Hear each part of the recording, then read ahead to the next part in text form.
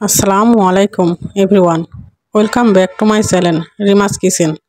আজকে আমি আপনাদের ঈদ স্পেশাল পায়েস রান্না করে দেখাবো। প্রথমে আমি এক মুঠো পোলার চাউল নিয়ে নিয়েছি। চাউলগুলো পরিষ্কার পানি দিয়ে ধুয়ে নিয়েছি।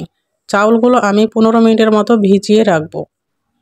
এরপর আমি ফ্রাই প্যানে 1.5 লিটার গরুর দুধ নিয়ে নিচ্ছি। আমার কাছে এক মুঠ চাউলের সাথে 1.5 লিটার গরুর দুধ পারফেক্ট মনে হয়। আমি 2 টেবিল চামচের মতো গুঁড়ো দুধ দিয়ে দিচ্ছি। আপনারা চাইলে গুঁড়ো দুধের পরিমাণটা বেশি অথবা কম দিতে পারেন। এরপর আমি ভালোভাবে নেড়ে গুঁড়ো দুধগুলো মিশিয়ে নেব। 15 মিনিট পর আমি চাউলগুলো হাত দিয়ে একটু মথে নেব।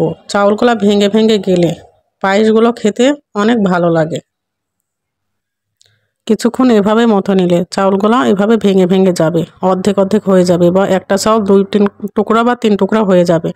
তাহলে পায়েসটা খেতে ভালো লাগবে। আমি এখন চাউলগুলো দুধের ভিতরে দিয়ে দিচ্ছি। দুধটা একটু বলক উঠিয়ে নিয়েছি। চাউলগুলো দিয়ে হয়ে গেলে সাথে সাথে নাড়া শুরু করে দিবেন, তা না হলে চাউলগুলো একসাথে জমাট বেঁধে যাবে।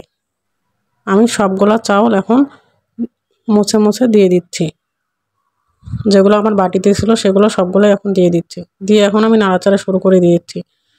কিছুক্ষণ পর পর এইভাবে নাড়াচাড়া করতে হবে, তা না হলে নিচে লেগে যাবে।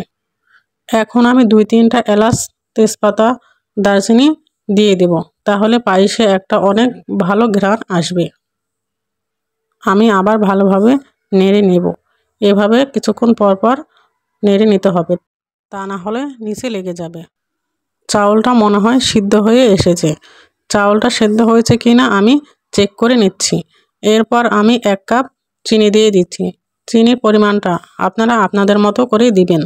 আমার কাছে 1 কাপ চিনি দিলে পারফেক্ট মনে হয়। এখন আমি কিছুক্ষণ এভাবে নেড়েচেড়ে রান্না করে নেব, দুধটা ঘন হয়ে আসা পর্যন্ত। দুধটা ঘন হয়ে আসলে তারপরে পায়েসটা রান্না হবে।